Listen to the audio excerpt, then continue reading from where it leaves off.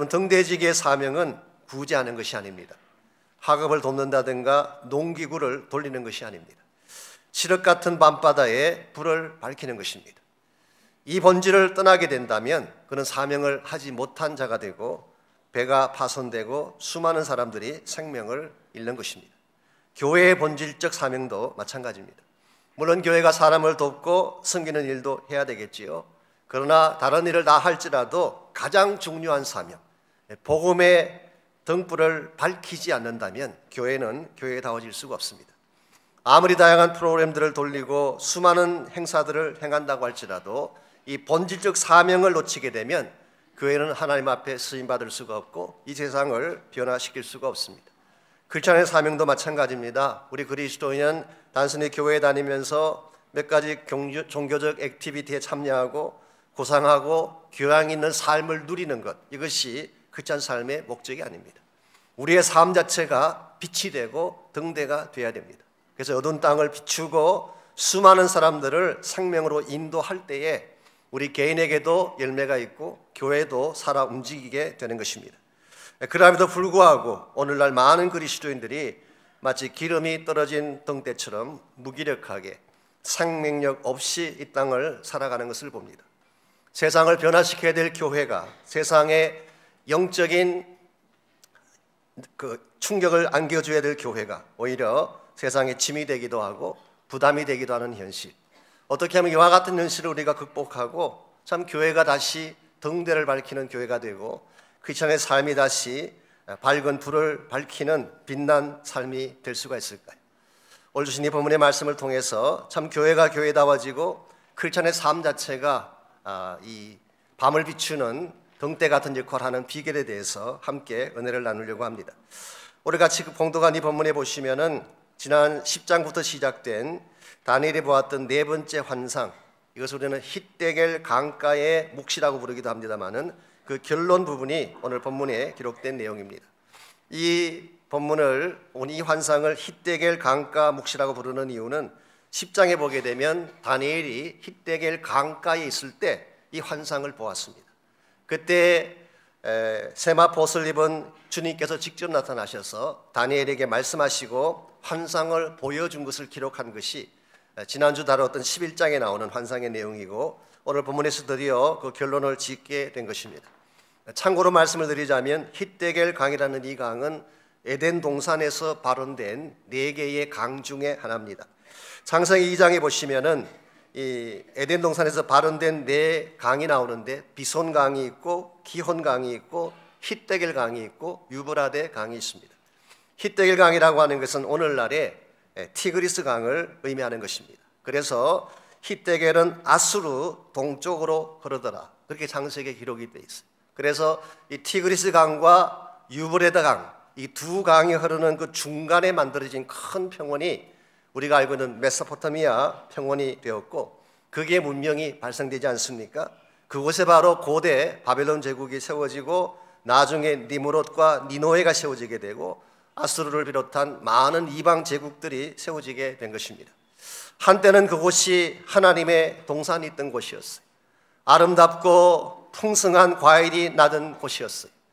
아담과 하와가 하나님과 함께 거닐리면서 교제하고 기쁨을 나누던 아름다운 장소였습니다.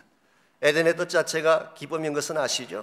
참된 기쁨과 평화가 있던 아름다운 곳. 그랬는데 지금은 이방 왕국이 세워지고 하나님을 대적하는 열국들이 일어나서 서로 투쟁하고 싸우는 전쟁터가 되고 만 것입니다.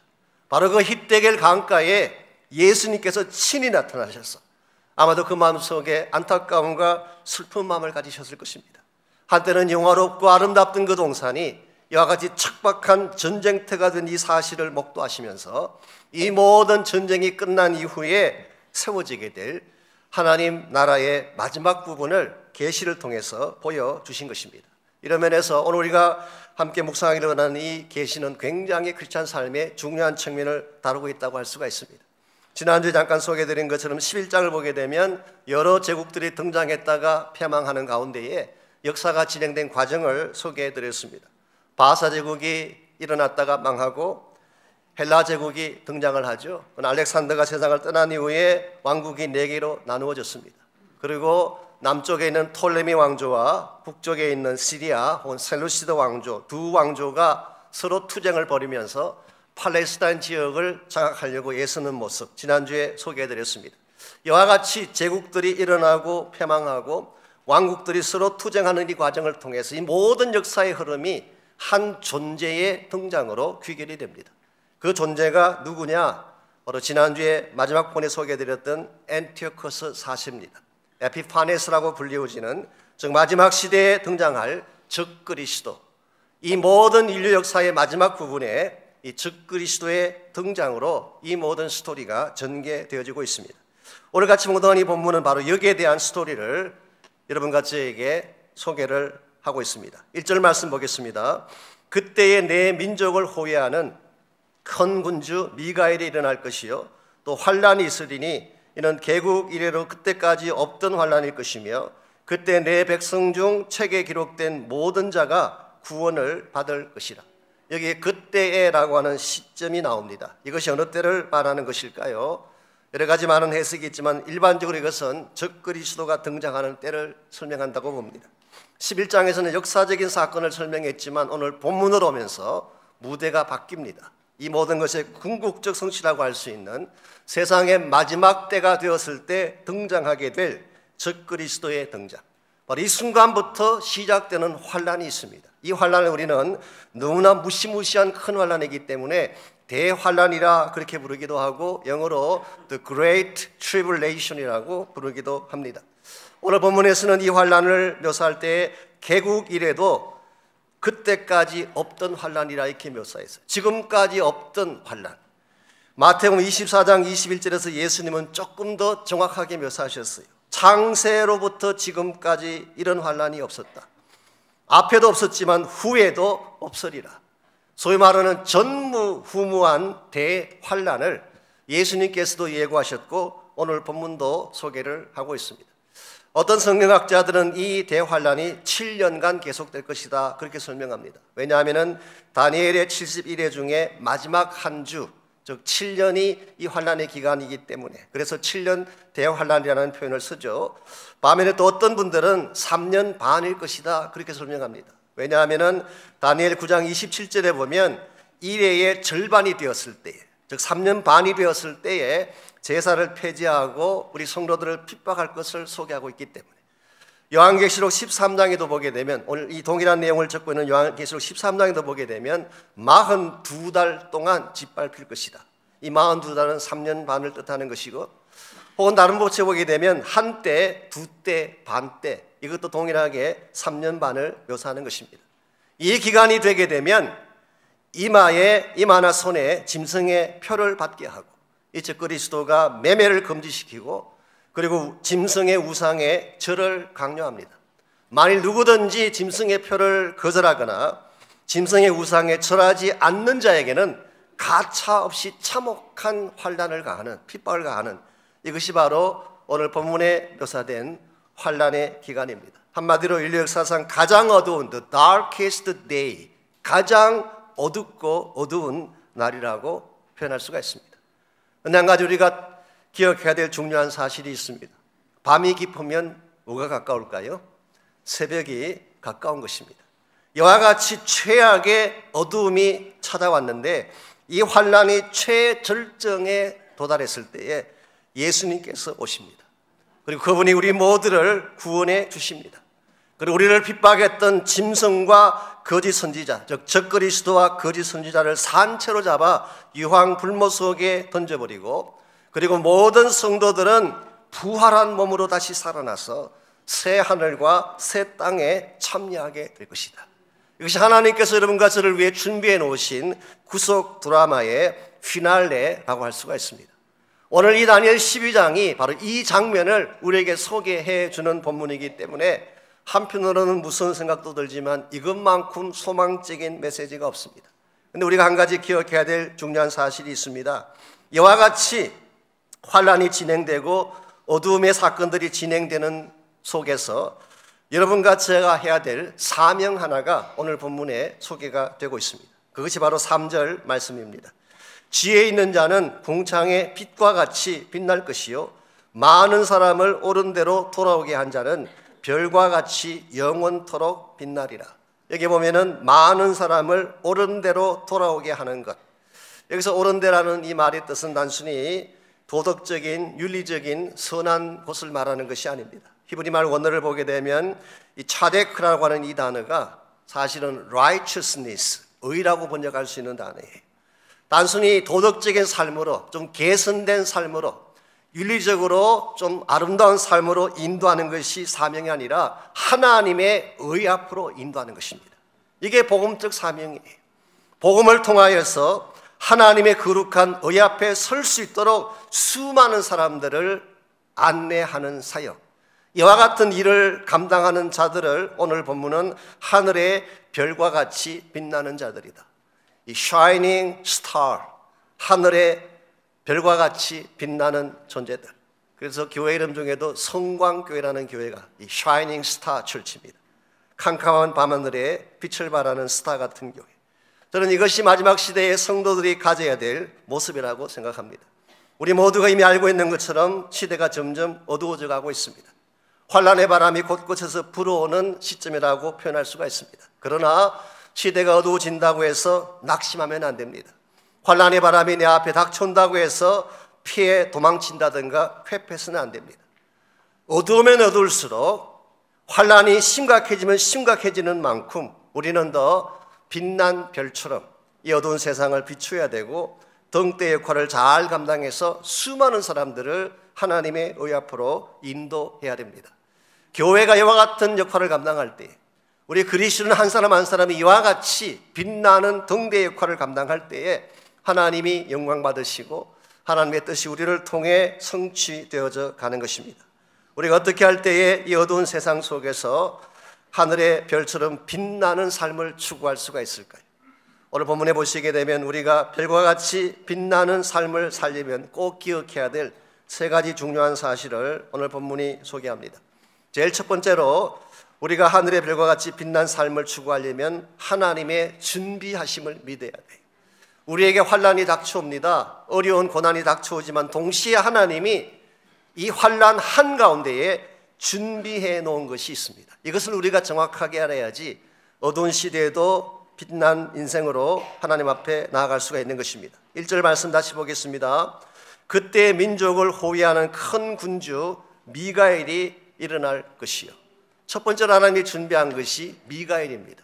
미가엘과 함께 천군 천사들을 준비하셨어요. 저는 이것을 protection, 이 보호의 준비라고 표현하고 싶습니다. 이 미가엘이 하는 역할이 뭐냐고 하면은 바로 그 백성을 호위하는 것. 호위한다는 말이 protect 한다는 뜻입니다. 성경에는 미가엘, 가브리엘 그렇게밖에 안 나오지만 사실 유대인들의 그 전성을 보게 되면 천사장이 7이나 나와요. 그 중에 군대를 지휘하는 천사장, 아크엔젤이 마이클, 미가엘이에요. 영어 이름 중에 마이클이라는 이름이 있죠. 좋은 이름이에요. 미가엘과 똑같은 이름입니다. 이 미가엘은 천군 천사를 동원해서 하나님의 백성들을 호위하고 보호하는 역할. 그러므로 아무리 환란의 바람이 거세게 불어도 즉 그리스도 우리를 강력하게 공격해도 두려워할 이유가 없는 것이 하나님이 미가엘을 동원해서 보호해 주실 것이기 때문에 이것이 환란 중에 하나님이 준비하신 첫 번째 준비예요. 두 번째로 하나님은 건지심을 준비하십니다. deliverance, 건지심을 준비하셨어요. 오늘 본문을 끝까지 읽어보게 되면 그때 내 백성 중에 책에 기록된 모든 자가 구원을 받을 것이라. 이게 구원받는다는 이 표현은 사실은 delivered, rescued 그런 뜻이에요. 어떤 묶임 가운데서 어떤 고난의 한가운데서 건짐받는 것을 설명하는 것입니다. 자, 어떤 자가 이와 같은 구원 혹은 건짐받음을 받을 수가 있을까요? 책에 기록된 자라고 했습니다. 여기에 기록된 이 책은 성경책을 말하는 것이 아닙니다. 생명책을 말합니다. Book of Life. 이 생명책에는 누구만 이름이 기재되느냐? 요한계시록 14장 4절에 의하면 하나님과 어린 양에게 속한 자들이라고 했어요. 즉 쉽게 말하면 믿는 자들의 이름이 기재되는 것입니다. 아무리 환난의 바람이 거세게 불어와도 그리스도 안에서 믿음을 가진 사람들은 하나님이 보호하실 뿐만 아니라 이 환난 가운데서 건져내어 주신다. 이런 측면에서 환난이 아무리 심각해도 우리는 두려워하거나 당황해야 할 필요가 없습니다. 하나님이 철저하게 보호하셔서 우리 머리털 하나 상하지 않도록 지키실 뿐만 아니라 우리가 가장 위기 가운데 처했을 때 우리를 위기로부터 건져내어 주실 것이기 때문에, 피할 길을 열어주실 것이기 때문에, 그래서 고린도서 10장 13절은 이렇게 소개합니다. 사람이 감당할 시험 밖에는 너희에게 당한 것이 없나니 오직 하나님은 미쁘사, 하나님은 faithful 하셔서 너희가 감당치 못할 시험 당함을 허락하지 아니하시고 시험 당할 즈음에, 이게 참 귀한 말씀입니다. 우리가 시험을 당하는 바로 그 순간에 피할 길을 내사 너희로 능히 감당하게 하시느니라. 여기 피할 길이라고 하는 것이 도망갈 길, 뭐 그렇게 번역하기도 했지만 어떤 영어 번역은 make an exit for you, 너희들을 위해서 피해 갈 수 있는 문을 열어주겠다, exit door를 열어주겠다, 그렇게 번역을 했어요. 오늘 여러분의 삶 가운데도 여러분이 감당하지 못할 어려운 문제가 생길 것입니다. 아무리 애쓰고 애써도 빠져나갈 수 없는, 모든 것이 꽉 막혀있는 삶의 정황을 겪고 있는 분들이 계실지 모르겠어요. 그러나 여러분, 두려워할 필요가 없는 것이 하나님은 이미 엑싯 도어를 준비해 놓으신 줄 믿습니다. 피할 길을 준비해 놓으셨어요. 우리가 믿음으로 나아가기만 하면 하나님이 이미 준비해 놓으신 피할 길을 통해 건짐받게 되고 모든 환난을 이겨내게 되는 것입니다. 이런 면에서 우리에게 닥쳐올 환난의 바람이 중요한 것이 아니라 우리가 그리스도 안에서 어떤 믿음을 갖느냐가 더 중요한 것입니다. 이와 같이 우리가 어두운 밤에도 불구하고 별처럼 빛나는 인생을 살리면 1차적으로는 하나님의 준비하심을 신뢰해야 됩니다. 두 번째로 하나님의 약속하심을 믿어야 됩니다. 하나님은 우리를 보호하시고 피할 길을 준비하실 뿐만 아니라 우리에게 주신 위대한 약속이 하나 있어요. 그게 2절 말씀에 기록되어 있습니다. 땅의 티끌 가운데서 자는 자 중에서 많은 사람이 깨어나 영생을 받는 자도 있겠고 수치를 당하여 영원히 부끄러움을 당할 자도 있을 것이며 그랬어요. 여기 보면은 땅의 티끌 가운데서 자는 자들 중에 그랬습니다. 이것이 어떤 자를 의미할까요? 무덤 속에 있는 자들을 말하는 것입니다. 무덤 속에 들어가신 분들, 돌아가신 분들을 말합니다. 이 무덤 속에 들어가 잠자는 자들 가운데에 많은 사람들이 다시 깨어나게 될 것이다. 이게 바로 주님께서 오실 때 일어날 부활 사건을 말하는 것입니다. 예수님께서 공중에 강림하시게 되면 무덤 속에 있던 모든 성도들이 깨어서 일어납니다.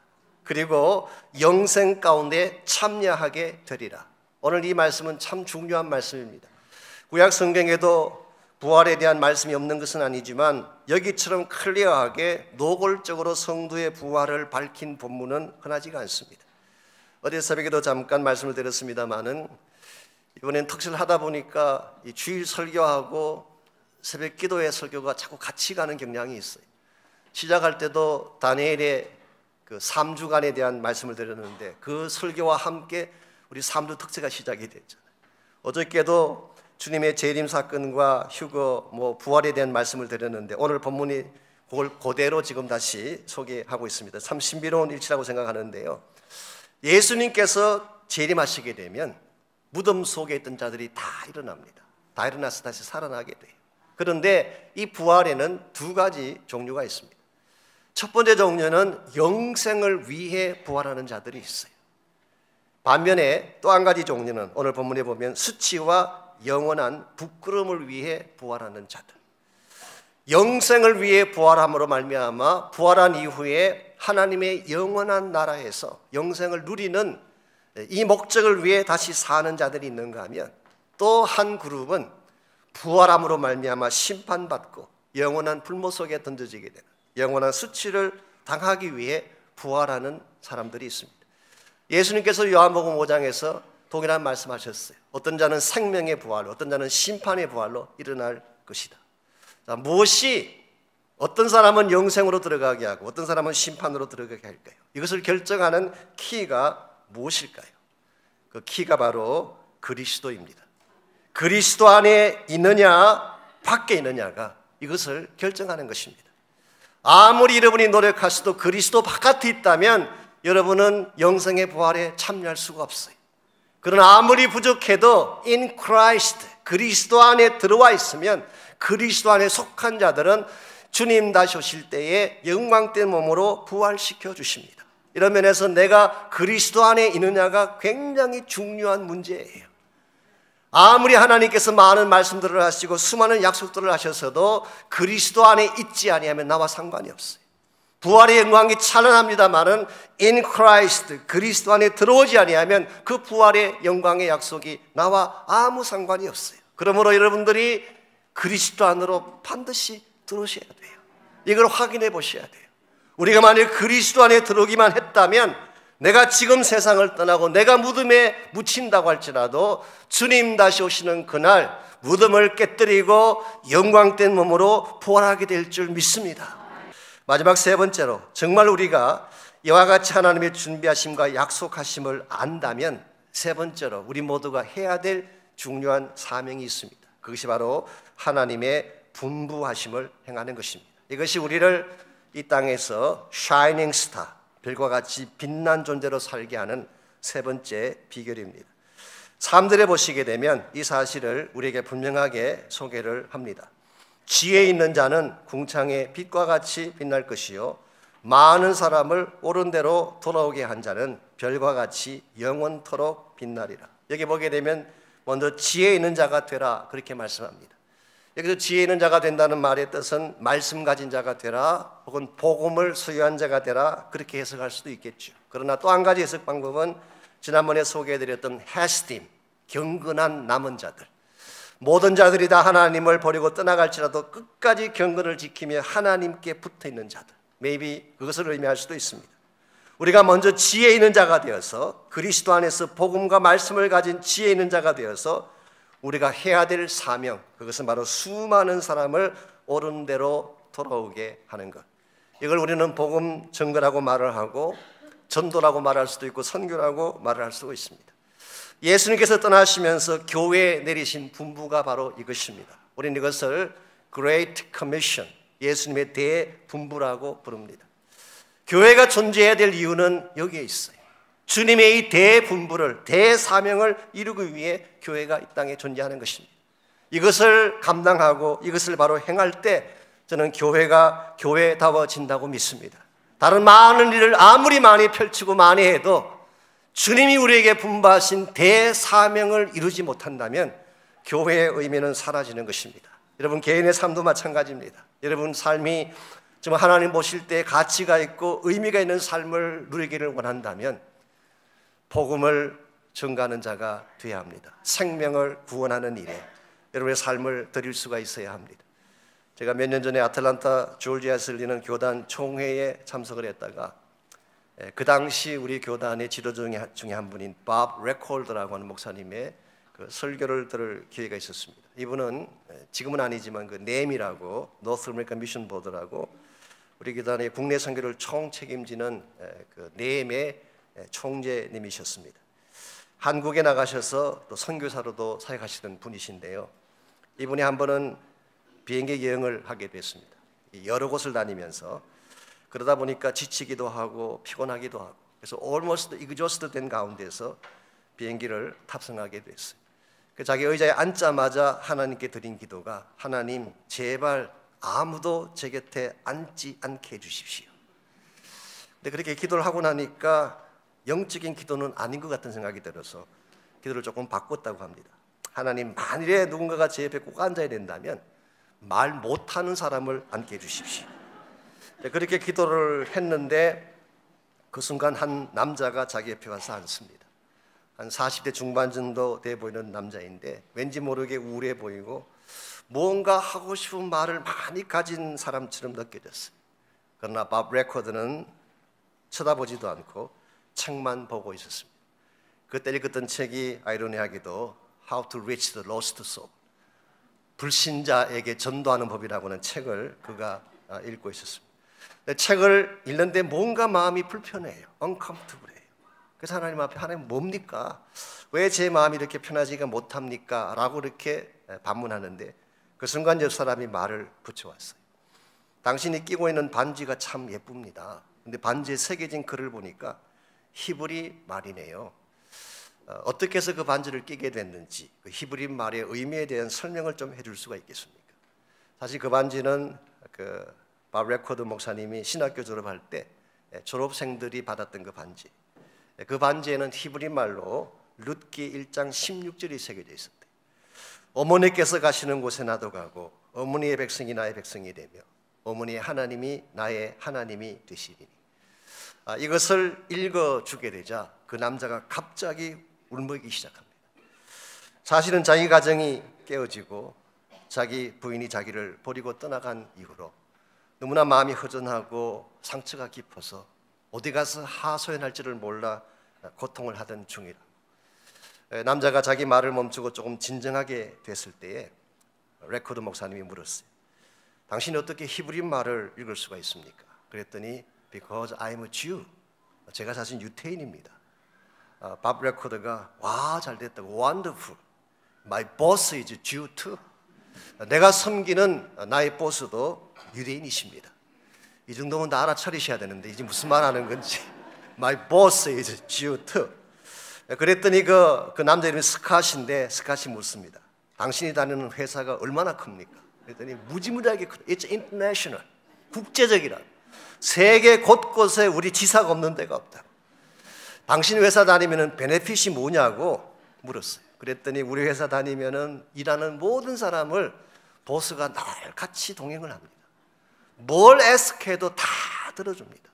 그리고 저희 회사는요, 리타이어하게 되면 이 보스가 친히 준비한 맨션이 있는데 그 맨션에 가서 영원히 살 수 있도록 허락해 줍니다. 듣고 있던 스캇이 도대체 당신 회사는 누가 운영하는 것입니까? Who run the company? 그때 밥 레코드가 대답하기를 Father and Son do everything. 아버지와 아들이 다 하십니다. 아버지와 아들. 바로 하나님 아버지와 예수님을 소개한 거죠. 이 말을 듣자 스캇이 Wait a minute. 혹시라고 묻기 시작합니다. 그때 밥 레코드가 시리어스하게 대답하기를 그렇습니다. I am a Christian. 저는 예수 믿는 그리스도인입니다. 그리고 20분 동안을 예수 그리스도의 복음을 전개했고 그 자리에서 마음의 문을 열고 주님을 영접하게 되었다고 합니다. 사랑하는 형제자매 여러분, 우리 주변에는 스캇 같은 사람들이 생각보다 많이 있어요. 상처는 받았는데 버림은 받았는데 갈 길을 찾지 못해 방황은 하는데 누군가가 길을 예비해 주지 않기 때문에 나의 가슴 속은 어둠으로 꽉 차 있는데 어디를 보아야 빛을 받을지를 알지 못하기 때문에 어둠 속에 헤매고 있는 사람들이 무수히 많습니다. 그들이 필요로 하는 것은 진리의 복음이에요. 생명의 복음입니다. 여러분과 제가 이 복음을 그들에게 전가할 수 있는 인생을 살아가야지 우리 모두가 언젠가 주 앞에 섰을 때에 하늘의 별과 같이 빛난 존재로 인정받게 될 것입니다. 우리가 사는 이 시대는 어두움의 시대입니다. 그리고 저의 계승은 아마 갈수록 점점 더 밤은 깊어갈 것입니다. 그러나 밤이 깊어갈수록 새벽이 가까워온다는 사실을 기억하고 비록 어둠이 내 앞을 가로막고 어둠의 권세가 이 땅을 지배하는 것처럼 보여도 여러분 절대로 낙심하지 말고 여러분 가슴 속에 심겨진 복음의 빛을 가지고 등대와 같이 빛난 별과 같이 수많은 사람들에게 희망을 안겨주고 소망을 선포하며 달려가시는 여러분 모두가 되시기를 바랍니다.